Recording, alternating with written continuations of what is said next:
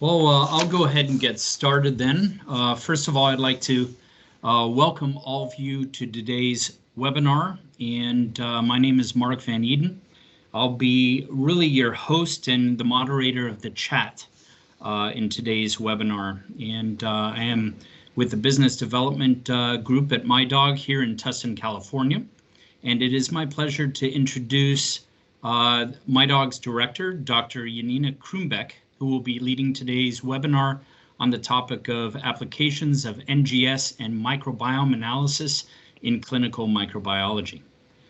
Dr. Kroombeck is leading the development of innovative diagnostic tools for veterinarians to improve the diagnosis of infectious diseases in companion animals. And her expertise lies in the application of molecular DNA sequencing to understand the animal microbiome. And she has published several peer-reviewed manuscripts on the microbiome of pets in health and disease.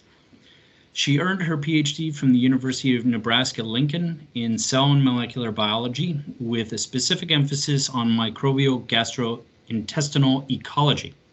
Dr. Kroombeck has been studying the interaction between microbes and their hosts for over 10 years to understand how they affect health and disease.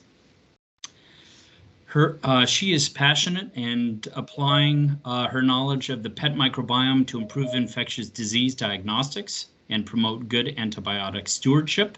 Her current work with MiDOG focuses on providing veterinarians with an accurate diagnosis of infections and antibiotic resistance in a single test using easy-to-use swab or urine-based microbiome testing. So without further ado, I would like to welcome Dr. Janina Kroombeck to today's webinar. Thank you so much, Mark, and thank you everyone for joining us today. It's very nice to see some colleagues and collaborators in the list, and it looks like we have a very diverse group today. I see lots of veterinarians, but also some food scientists and sequencing experts. So if there's any topic that you would like me to elaborate a little further on, or if there's any questions you might have, I'd be happy to answer them at the end of the webinar. I see we also have some people joining us from Europe, and it's getting pretty late over there. So thank you for joining us so late on a Friday evening. So let's get started. I'll share my screen. Okay, and so today we're going to talk about the applications of next generation DNA sequencing and microbiome analysis and how that especially applies for clinical microbiology. So the moment our pets are born, they are being colonized by a variety of different types of bacteria, fungi, protozoa, viruses, and archaea. And the collection of all of them is called the microbiome, which is Greek and means small life. And this is where I would like you to introduce it to Mr. Lincoln. He's a Maine Coon mix. And when Lincoln was born in 2016, the microbiome that he received was mainly coming from his mom. The way that we enter the world determines drastically how the microbiome evolves with us. Whether or not a patient is born via C-section or natural birth, that will determine what types of microbes colonize the baby. Of course, it's also the DNA. The fact that Lincoln is a cat will definitely determine his microbiome compared to a dog, as well as his epigenetics. The next important factor is food. The type of diet that Lincoln receives as he ages will determine the type of gut bacteria that he's inhabiting in his gastrointestinal tract, the type or the lack of medicine that he will receive, as well as the environment and his roommates. So Lincoln is very fortunate in that he has two roommates, Phoebe. And when we look at the microbiome that Lincoln has from his nose to his tail, we see a lot of variety of different types of bacteria present. There is a distinct microbiome that is different from his skin versus his ears versus his gastrointestinal tract. And you can see here that every donut represents a different type of microbiome. And every piece of the donut in a different color represents a different type of microbiome. And as we age, and as our animals age, their microbiome changes over time. Especially after they're being weaned, we have a drastic change with a decrease of Faecalibacterium and Clostridium. And as they keep aging, we see an increase of species like Akkermansia and even Campylobacter. The microbiome is relatively stable in the adult age, but it loses some of its diversity as the pet gets older. And the tool that allows us to identify all these different types of microbes is called next-generation DNA sequencing.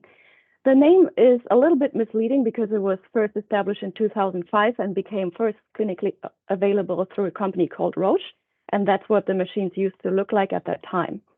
But compared to Sanger sequencing, it had so many great advantages because it's a tool that helps us to determine the order of nucleotides of entire genomes or even specific targeted regions of the DNA or RNA.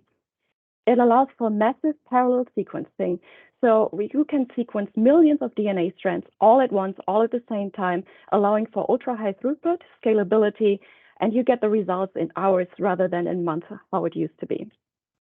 Under the umbrella term of NGS, we combine both whole genome sequencing, whole exome sequencing, as well as targeted sequencing. And the majority of papers that you will see are focusing on 16S bacterial sequencing. And with this tool since 2005, scientists have really gone a little wild and started sequencing whatever they could get their hands on, whether it's the Great Barrier Reef, the human microbiome, the microbiome of our pets, agriculture, wildlife, or medicine. The majority of papers that you will find out there are focusing on the fecal microbiome, specifically from humans, with then animals following close behind. And thanks to all this research that's being done, we know that there's about 10 to the 20 microbes on this earth, and an incredibly high number.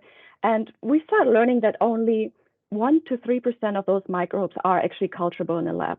So we rely on the DNA and RNA evidence to identify them, learn about them, and know what they're capable of doing.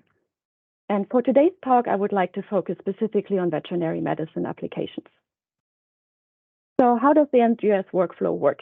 You start with a fairly complex sample. A patient is coming in, is being colonized, like you learned from Little Lincoln, with a variety of all kinds of different microbes. So you have some rods, cocci, aerobes, anaerobes, spores, you name it. So it is very important to get that sample exactly like it was when it was collected to the laboratory. Because as soon as a fecal sample is passed, you have anaerobes that are decaying because they meet the oxygen in the air. You have organisms like E. coli that double every 20 minutes. So as soon as a sample is passed and you're changing the microbiome environment. So by the time it reaches the lab, you might have a bloom of certain members of the microbiome versus a decay of other ones. So it's quite important to stabilize this microbiome in order to have an exact snapshot at the time of collection and how the microbiome was present in the patient. And you can do that by using a DNA preservation agent that will stabilize the microbiome and effectively kill all microbes so it's safe for handling. Once the sample reaches the lab, it has to be prepared for DNA extraction. And we can extract all types of different DNA from the entire tree of life, whether that would be the mammalian host, but in most cases, we would be focusing on the microbiome and specifically on bacteria as well as fungi. And the beauty is that all bacteria have what's called a 16S RNA gene.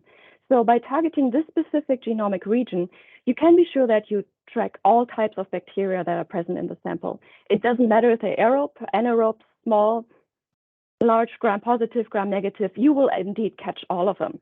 And the same principle applies for fungi when you target the 16S sequence, the ITS sequence.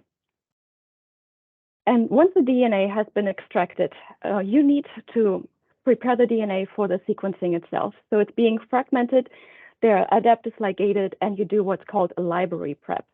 And Illumina has some really nice videos on how this specifically works with 3D animation. So if you would like to learn more about that, I would recommend going to their website to learn specifically how that works. But in the end, you put all your library prep into the DNA sequencer that will generate millions and millions of DNA sequences all at once. So it allows you to detect all pathogens and targets all bacteria and fungi if you specifically select those 16S and ITS regions. And at the end of the sequencing process, you will get long reads of ATCG over and over. And so you need to identify what type of organism that is. So you refer to a reference database. It's like using a lexicon when you need to look up a word. That database ideally comprises of all known pathogens and organisms that we know, and you can identify who is there, how many of them are there, and what percentage of the sample do they represent, and then you can identify them. Are they a pathogen, a commensal, or a potential contaminant? And it's very important to have lots of positive and negative controls for this type of workflow. You're using DNA molecules and sequencing, which is highly sensitive and very specific. So you need to have very clearly controlled positive and negative controls, as well as a very clean work environment. And using NGS sequencing, you can also get cell counts. So you can specifically identify how many cells of each type are present in the sample.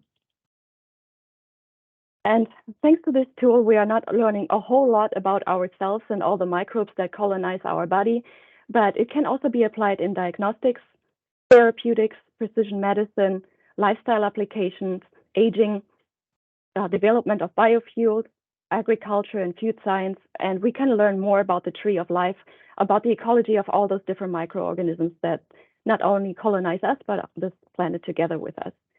And one of the kingdoms that we are learning specifically a lot more about are fungi. Fungi have kind of been the overlooked kingdom over the last couple of decades, and we now know that there's 2.5 to 3.5 million different types of fungi. And at this point, only about 150,000 of them are described. So there is so much more we need to learn about them. So specifically for veterinary medicine, we can use NGS testing as therapeutics. It can help us develop novel antibiotics. We can discover them as well as validate their utility. It can help us with the discovery of pre, pro, and symbiotics as well as their validation, and it can be used for fecal material transplant. It allows for precision medicine where you can specifically target the antibiotic treatment to a specific patient, and it supports the One Health effort, as well as I think most importantly for diagnostics. It helps us understand the roles of commensals. It allows for a reliable detection of all types of pathogens, even those that are novel and previously unknown. So it allows for the detection of biofilms, which are entirely unculturable, mixed infections, and the foremost mentioned fungi. It can help us track outbreaks and transmission, as well as zoonosis. It can help us determine genetic diseases and epigenetics and help with reproduction and IVF. So thanks to this tool, we know much more about our pets, and this is where we have a pop quiz and a grand prize to see if you all are still listening. So the first one to answer this question correctly will win our grand prize. And the question is, how many microbes live on a large dog? So get ready and be quick. So the answer is 39, but how many? Is it A, 39,000, 39 million, or 39 trillion? So while you're working on answering that question, I can tell you in the meantime that there's about 76,000 different bacterial cells in a square centimeter of a dog skin of a perfectly clinically healthy individual. And there are about 300 different types of bacterial species. So a very large diversity in this very small area of the skin. So I hope you gave your answers because the correct answer was C, 39 trillion. So keep in mind, only 97 to 99% of those are 99% of those are unculturable in the lab. So we do rely on DNA sequencing in order to identify them, know that they're there, and know what they're doing.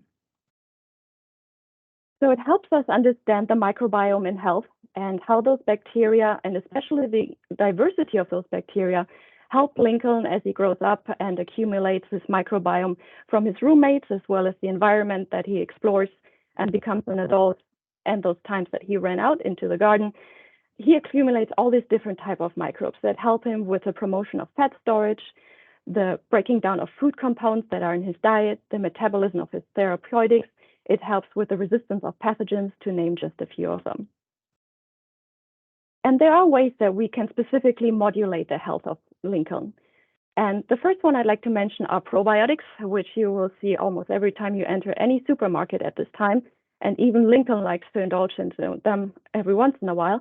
And we do distinguish between different types of probiotics. So these can either be autochthonous, so original to the gut, or they can be transient or colonizing microbes. Ideally, we would like to have some that are colonizing the gastrointestinal tract in order to determine the best health benefits. We also have prebiotics, which are substrates that are selectively utilized by the microbes and not the host. So the host is not capable of digesting these, and they reach the colon where they're feeding, ideally, the health beneficial bacteria. We have the combination of both, which is referred to as symbiotics, We can either have synergistic ones where the specific probiotic and prebiotic are working synergistically together, improving the health and improving the benefit of each of the two substrates, or we can have complementary ones. And the definitions of these three items, they change over time quite a bit. So if you want to learn more about them, I would recommend going to the ICITE website down there. And of course, lifestyle has a big impact on your microbiome as well. The type of diet that you eat, the exercise, the amount of sleep that you get. Luckily, Lincoln does not consume very much alcohol, so he's okay on that part. But I think he could sleep a little bit more to make sure his microbiome is doing fine. And of course, there are some drastic ways that you can influence your microbiome using FMT, so fecal material transplant, as well as vaginal material transplants. And FMTs have been very successful in the treatment of IBD in humans and have been used for the, I think, last 2 decades. And you can even buy FMT capsules online for your dog. What was a little bit more unusual was our study that we conducted in a pilot whale that needed an FMT. So that was actually quite exciting to do. So if you want to learn more about that, please check out this publication here. Of course, not all microbes are just there for our health. And there is no microbiology class without Dr. Robert Koch and his great germ theory and his Koch postulates that help us understand how these microbes also infect us in diseases. So life happens, and Lincoln's formerly clinically healthy ear that had a very diverse microbiome became infected. So he was suffering from a pretty bad ear infection. And during this time, this is what his microbiome profile looked like. Instead of having a diversity of different types of bacteria, we only saw one Staphylococcus celis with over 1 million cells. So we see a huge imbalance of the microbiome and this overrepresentation of this one pathogen. His fungal profile was not as drastically bad as his bacterial profile, and we had a lot of different types of Malassezia species that were 80,000 cells in just one single swab of his ear. And this helps us understand how we can determine the microbiome in health and in disease. A clinically healthy individual, whether it's a swab from the skin, ear, feces, whatever kind of sample it might be, is often characterized by a high diversity, lots of different types of bacteria and fungi, which are all present at a somewhat balanced components. We have lots of commensals and very few or no pathogens. But in a state of infection, we see that there is an overgrowth of just certain types of bacteria. We have a lack of diversity. We have an imbalance or what's called a dysbiosis of the microbiome. The commensals are lower in numbers. We have many pathogens or even biofilm formation. And this is something that's referred to as the pathobiome. We have lots of host inflammation here as well. And again, only 1 to 3% of all these microbes are culturable in the lab, so we rely on the DNA to learn more of the infectious disease states. And once you start doing that on a large scale and start sampling hundreds and hundreds of individuals, you can see that there are very strong signatures of health and disease that go beyond just an individual. So we set out to sample hundreds of dogs that were either completely clinically healthy and we swabbed their skin and ears, or those that were suffering from dermatitis and otitis. And we saw that the clinically healthy individuals had a large diversity of bacteria and fungi, both in their skin and ear. The bacterial profile for both of those sample types was much more diverse than the fungal one, but it was overall a large diversity. Versus in those cases that were suffering from infection, we see this imbalance that I just mentioned, where just 1 or 2 members of the microbiome are dominating the sample. So even without knowing what type of sample is coming in, you can use this marker to determine is this most likely a clinically healthy individual or one suffering from disease. And of course, now we have tools like machine learning and decision trees that can help us predict which markers of the microbiome are indicative of a healthy or diseased individual. And it's not only important who is there, but also how many. So using the quantification, we can see that in those cases of otitis and dermatitis, we have significantly more bacteria and fungi in both ears and skin. So it's not only the lack of diversity, but also how many different types of cells there are. And the majority of studies are being conducted on dogs, cats following somewhat behind, but there is a lack of studies for the exotics. And so we set out to look at the microbiome of bunnies and ferrets. And while we saw that a clinically healthy bunny also has a lot of diversity, it was quite interesting to see that in otitis, the number of species didn't that drastically change as we saw in dogs. And it was not even the dominant bacterial species here shown in blue that changed. It was the secondary organism, on this side shown in orange and over here in blue. So the secondary organism was the indicator of whether or not this bunny was suffering from otitis or not. So there's so much more we need to learn about the microbiome and how it is specific to all these different types of animals and these different types of diseases. There's a great study that came out from Texas A&M from Dr. Aline Rodriguez-Hoffman, and in this case, they were looking at dogs suffering from allergic dermatitis. So here we're looking at the fungal microbiome, and you know from earlier, there are hundreds and hundreds of different types of species. But when it comes to determine health and disease, we can actually see that there's only 12 markers that identify a clinically healthy individual and only 9 markers that identify a clinically infected patient. So instead of having to worry about hundreds and hundreds of markers, any microbiome diagnostic lab can help you identify, are these specific markers present in your patient or are they missing? So this wealth of information becomes much more digestible this way. The same principle is true for cats. Here we are looking at the bacterial profile, and there are only 6 markers of health, and there's only 1 genus that is indicative if the cat has an allergy. So again, it makes it much easier to understand this data and to digest it in a clinical setting. So when we're looking at the health and disease data that all these different studies did, we were looking at the extremes. We were either looking at perfectly healthy individuals or those that had a severe infection already. But there is also this gray zone in the middle, this gradient, where you're shifting slowly from healthy to infection as the infection holds place, or you're shifting back after an antibiotic treatment and you're hoping to restore the commensals. So this is what's referred to as the pathobiome. And we can actually put ourselves on the map between a clinically healthy symbiome here in the corner and the pathobiome progresses with disease with the first case of death in the end. And this concept of a pathobiome and how we have this gradient, this marker of health, was first published in 2019 as an ecological concept. And while this idea seems pretty fascinating and easy to understand, it's kind of challenging to put this into clinical practice.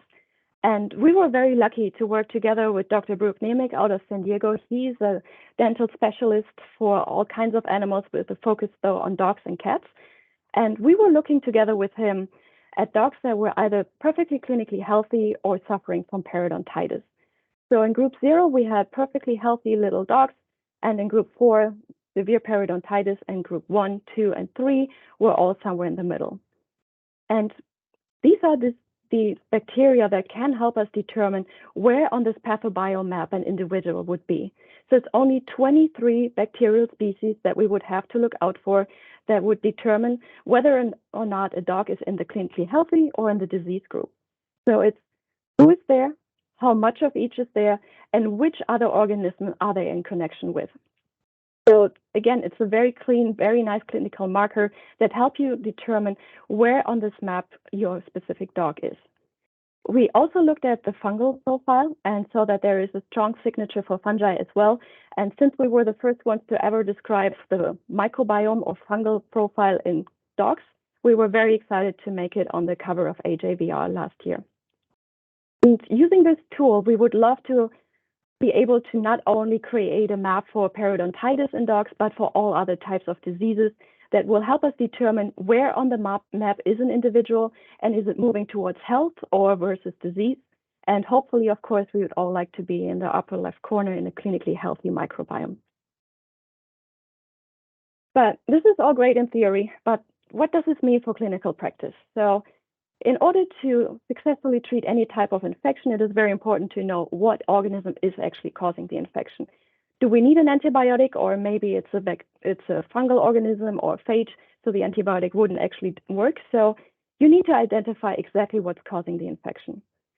However, there's so many different types of pathogens that are very challenging to diagnose. including mycoplasma, mycobacterium, or ureaplasma, or fungi like Naniziopsis, Tracheophyton, Anaplasma.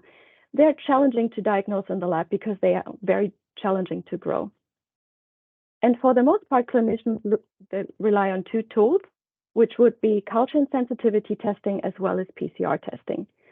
And Robert Koch, if he would walk into a microbiology lab nowadays, he probably will still feel quite at home because not that much has changed since the 1980s. We have improved anaerobic chamber. We have developed a lot more different types of media, but the principle remained the same. We are trying to grow organisms that are in this very artificial setting of a little petri dish instead of the environment that they originally came from. So the transient changes the microbiome profile as the sample is being collected and is maybe stored on ice, or it maybe take 2 days or a couple of days until it reaches the lab. So anaerobes are often unculturable by the time they reach the lab, and other organisms like E. coli happily duplicate on the way there. So you need a lot of different tests to target these different types of pathogens, different types of media, different oxygen levels, different vitamin sources, and so on. So for bacteria, it usually takes about 2 to 7 days to get a growth result back, and for wheat, it can take several weeks if they grow at all. Because keep in mind, only 3% of all microbes are culturable. So according to the AVMA, 10 to 30% of all culture tests come back with no growth. And this number is even higher when it comes to urinary tract infection with almost 70%. And sensitivity testing is very important in order to determine the most accurate treatment decisions. And you can only get the sensitivity for those organisms that actually grew in the lab. PCR or qPCR has a lot of advantages compared to culture testing in that it has a very high sensitivity as well as specificity, but it only has very few selected targets. So most often it's between 5 to 8 targets. So you have to have a somewhat pretty educated guess on which type of targets you're selecting for your PCR panel. So when the panel returns all negative, that leaves you wondering what to do next and whether or not to opt for a second panel. Because it is so sensitive, there is a relatively high rate of false positives due to cross-contamination. There are options to test for antimicrobial resistance using the genome profile of those bacteria detected, but they're often limited to either 5 to 15 targets or they're not available. A cell count is very important to determine whether or not it's a contaminant, a commensal, or a pathogen. You would have to opt for quantitative PCR to know if it's 100 cells, 1,000,000 cells, or millions of cells, and to determine what is the main culprit causing the infection. So next generation DNA sequencing has been established in clinical diagnostics since the 2010s and has a lot of advantages over the other two methods. It allows for the simultaneous detection of even mixed infections. And since you're targeting the aerobe, the 16S and ITS region, it literally allows you to target all aerobic and anaerobic bacteria, all fungal species, even with cell count. And yes, you can go down to the species level and identify specifically which pathogens are there. It has a high degree of sensitivity and specificity for the microbial profile at the site of infection at the time you collected it. Because if you use the DNA preservation agent, you are basically killing everything upon contact, so nothing will grow and nothing will decay. So it's a true snapshot of what the sample looked like when you collected it. It allows for the extended antimicrobial resistance panels, even for those unculturable and novel pathogens, because you're looking specifically for genes and genetic potential of resistance. So with that, it allows you to confidentially detect actual pathogens causing any type of infection, no matter what type of sample it is. And NGS is indeed becoming the new standard of care. There are about 32 peer-reviewed publications available on PubMed at this time, the majority of them being in human clinical diagnostics and veterinary medicine, having around somewhere 1,000, so it's somewhat lagging behind still. The overall consensus is that NGS has significant advantages over the traditional methods. And over the last couple of years at MiDOG, we also have published a lot of research specifically looking how NGS can be a beneficial tool for all different types of diseases, whether or not it was feline samples, canine, avian, or bunnies, you name it. So you can see our full list of publications on our website too. But something that was very surprising for us to see was that no one really set out to directly compare NGS versus the gold standard. Seems like the natural thing to do. And this is where it becomes really interesting and important. So if you're munching on your lunch right now, this would be the time to put down your sandwich and put down the wine and pay attention. So what we did was set out a citizen science project. We asked all of our collaborators to participate in the study, and we collected samples from exotic animals with infection, and we got 78 different individuals from 13 different species. And our collaborators would take a sample for culture testing as well as NGS testing at the same time. So all NGS testing was done by the same lab. Culture testing was their favorite kind of lab that they had been using, and we just compared the results directly. And the finding was that in 14% of cases for bacteria, culture testing came back with no growth versus NGS did identify important pathogens. And the situation was even more drastic for the fungal profile, where culture testing only was positive in 8% of the cases, missed 50% of fungal pathogens that were identified in NGS testing. And while fungal testing was not applied for all of the samples, NGS testing identified important pathogens in another 24% of the cases. So overall, culture returned with no growth in 14% of bacteria and half of the fungal testing. And keep in mind, these were all confirmed infections. We knew the pathogens were there, and yet culture still came back with no growth. While the study was very diverse, we had lots of different clinics participate, lots of different animals in the study. We did one that was more controlled together with a team of Laguna. And here we had only California sea lions. We had 30 of them. And again, culture and NGS testing was conducted at the same time. In this case, we only had one culture lab do all the testing. And I'm going to give you a 50-50 chance of guessing which one that would be. And the results were somewhat similar as we saw to the exotics. Again, 10% of samples came back, no growth for bacteria, and over half of them for fungi. And when we look specifically what kinds of organisms were missed using culture was Campylobacter, Corynebacterium, Mycoplasma, so classic pathogens. And for the fungal side, Candida albicans, Malassezia, and Trichosporum. So looking specifically which types of pathogens were missed, we saw it is those strict and facultative anaerobic bacteria such as Salmonella, Helicobacter, Klebsiella, or Enterococcus. Low-growing bacteria like Mycoplasma and Mycobacterium. So in those cases, other members of the microbiome would overtake the little petri dish, and therefore the slow-growing organisms that would have needed another day, another week to start showing were completely missed for the infectious disease diagnostics. Then there were those gram-positive. They were completely underrepresented using culture testing with important members like Corynebacterium.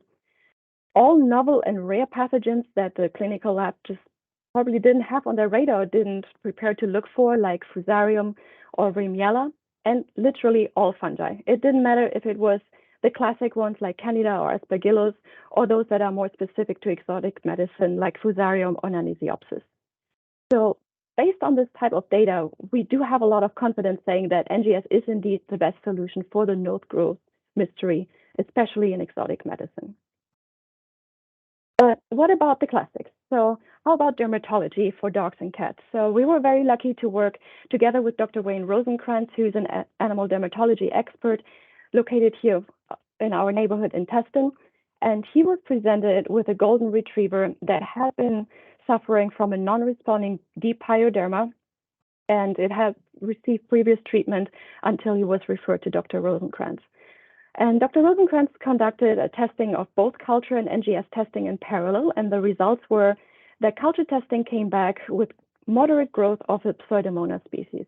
Pseudomonas are gram-negative and rod-shaped, and NGS testing came back with Burkholderia. So it looks fairly similar morphologically. It's also gram-negative and it's also rod-shaped. And we were able to confirm the finding of the Burkholderia using whole genome sequencing. And with that, it is actually the first known identification of this specific pathogen in a dog with deep pyoderma. So this highlights that even rare or novel pathogens can be reliably identified with this tool. And you might remember BB from the beginning. Just like about 20% of all dogs, also BB developed a UTI. And in many cases, urinary samples submitted for growth for culture return with no growth. And this was actually nicely shown in a study that came out by the AVMA in 2018. What their intention to do was to identify whether refrigeration of a urine culture or not refrigerating it would significantly impact the results.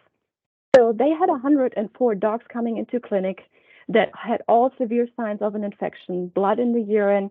They saw rods and cocci under the microscope. The animals were showing pain while they were peeing. So all signs, clinical signs of a urinary tract infection. And they immediately incubated the sample. So no waiting for the pickup courier, no waiting for the sample on ice, the perfect scenario. And if you look at their results, they would say, well, refrigeration significantly impacted the cell count as well as the sensitivity. But if you look further into their methods and into their results, you see a little sentence saying that a high proportion of the samples yielded no growth under all three conditions. So that means 64% of all those samples yielded no growth, even though it was the perfect scenario for incubation. So next time a patient comes into your clinic with a severe UTI, and if you submit that sample for culture testing, you have a 40% chance of getting any type of growth.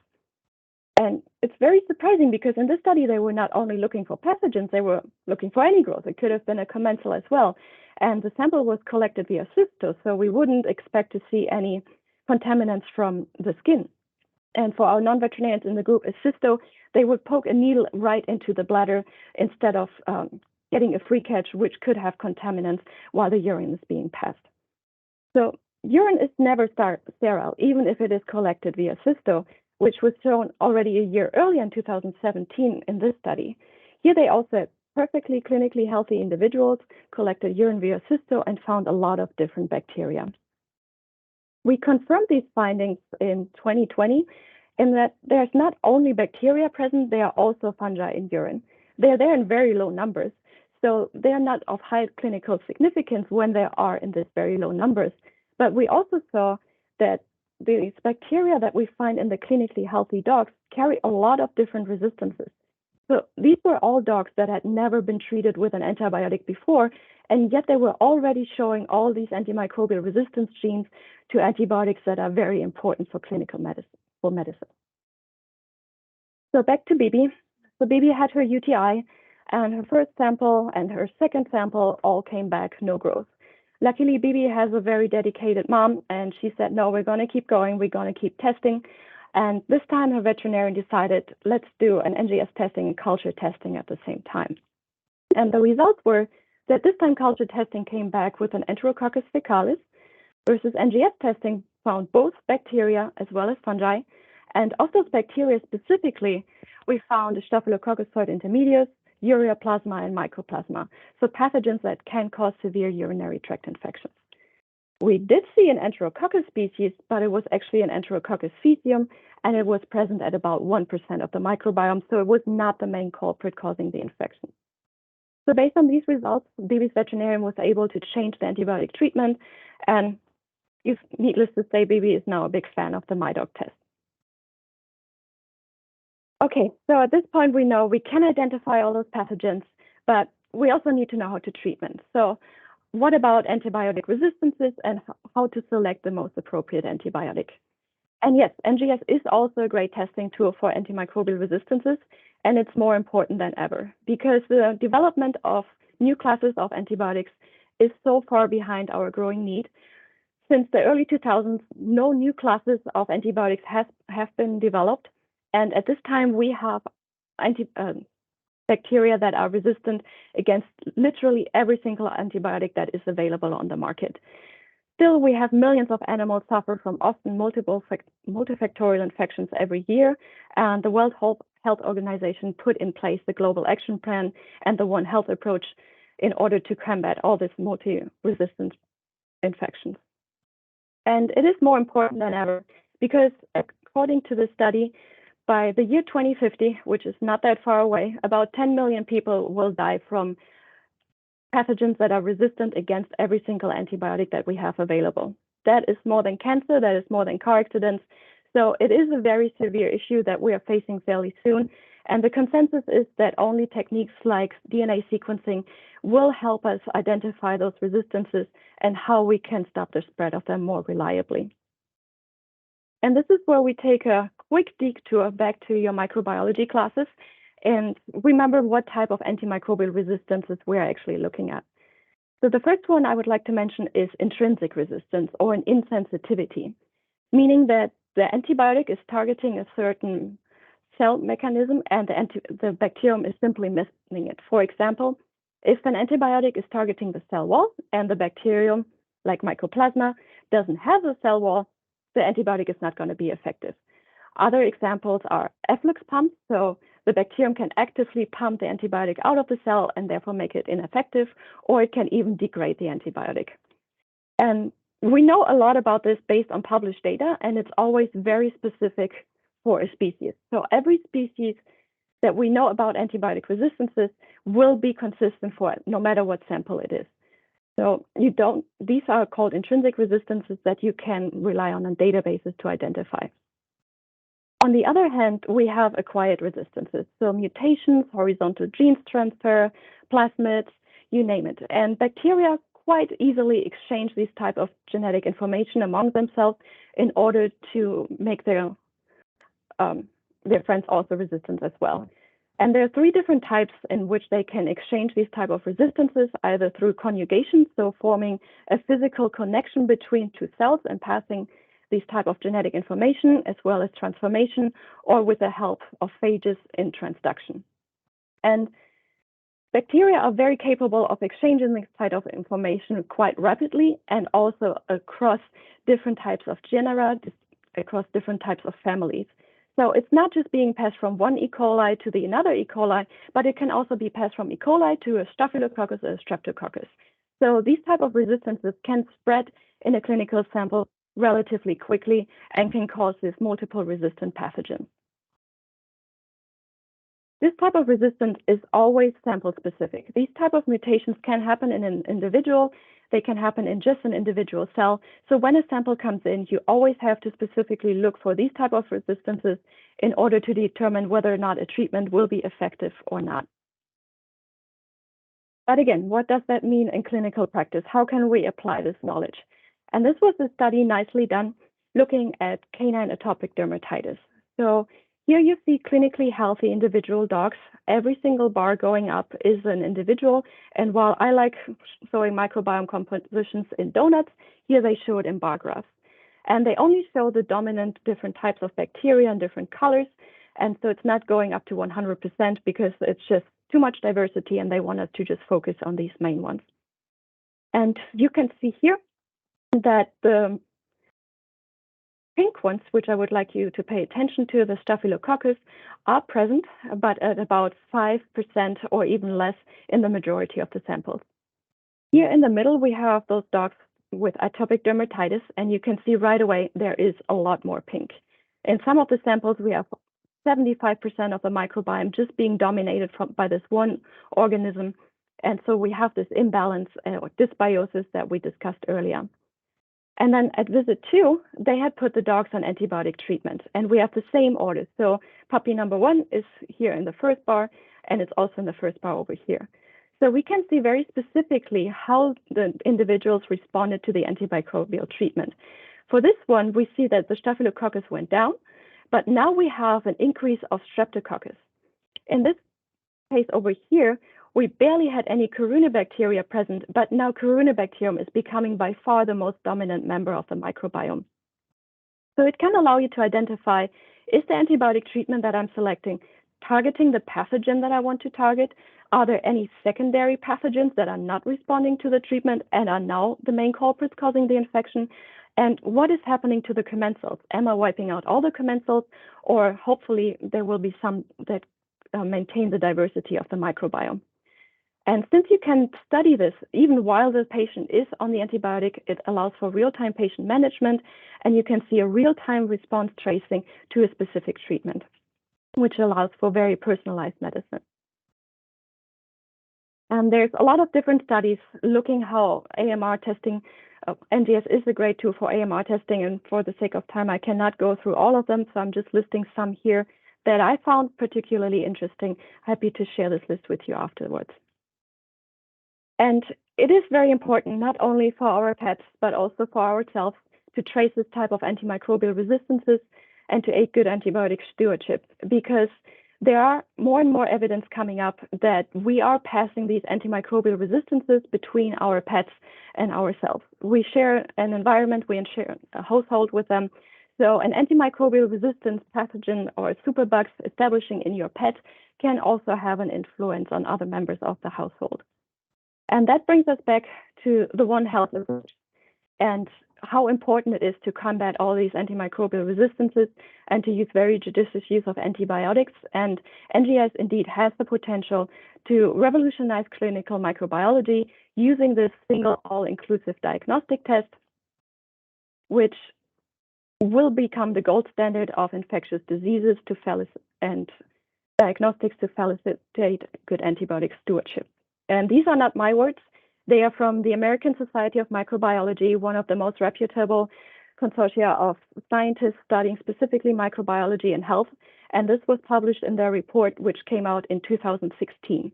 And since then, the technology has further developed and has more advantages. And with that, I'm at the end of my presentation.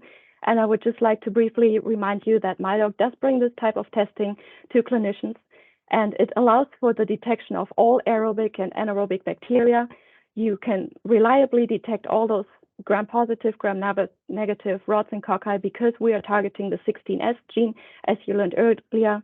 The same applies for fungi. It's targeting the ITS. So yes, you literally get all different types of fungi, no matter what type of sample it is. And there is an extended antimicrobial resistance panel with 45 different antibiotics that allows you to determine exactly which type of microbes are causing the infection, whether or not it's a biofilm or even a chronic infection, and you get the results in just 2 to 4 days. Since it's looking at DNA, it is compatible with any type of animal species. At this time, we have actually sampled over 75 different animal species, which is quite exciting, including orcas and pilot whales. And you can test any kind of sample, any body fluid or feces, swabs of skin and ear, whatever it may be. Our report would then highlight those pathogens as well as the commensals and the antimicrobial resistances. And at this point, I hope you're convinced that NGS does allow for accurate pathogen identification and diagnosis for biofilms and chronic infections, with the ultimate goal to help clinicians to help save lives. And at this point, we had a lot of different clients and patients that we've been working with. Lincoln being one of our favorite patients, but of course we have a lot of variety here. And at the end of the day, I can tell you all day long how amazing this tool is, but we believe in proof of concept. So we would like to offer 2 free tests to all of our new clients who joined us here today. We'll follow up with you shortly after this presentation on how to receive that. And I'd like to thank you for your attention. And if there's any questions or comments, I think we still have some time to answer those. Yeah, thank you so much, Janina. I just would request that you put your questions into the chat section for real ease of keeping things categorized here. We have also the announcement of the winner, Janina, for the challenge. The answer was 39 trillion bacteria or microbes on a dog, and the winner is Dr. Philip Bose, if I'm pronouncing that correctly, from, I believe, Antec. I looked him up. So, all right. So what that in essence will do, Dr. Bose, is you will receive 10 free tests for evaluation in a small study of your choosing with the MiDOG team. Okay, congratulations. So what this will entail, we can also help you with your next type of research project. We also offer the whole genome analysis for any type of drug testing, supplements, FMT, or food testing in any kind of clinical sample. So whatever type of sample you would like to send to us, that's fine. It also helps with case studies if you want to conduct those or any type of ecological studies. And to the rest of our audience, these types of studies we can help you with residency, PhD, master projects. They are also great for some projects for students or even your next product.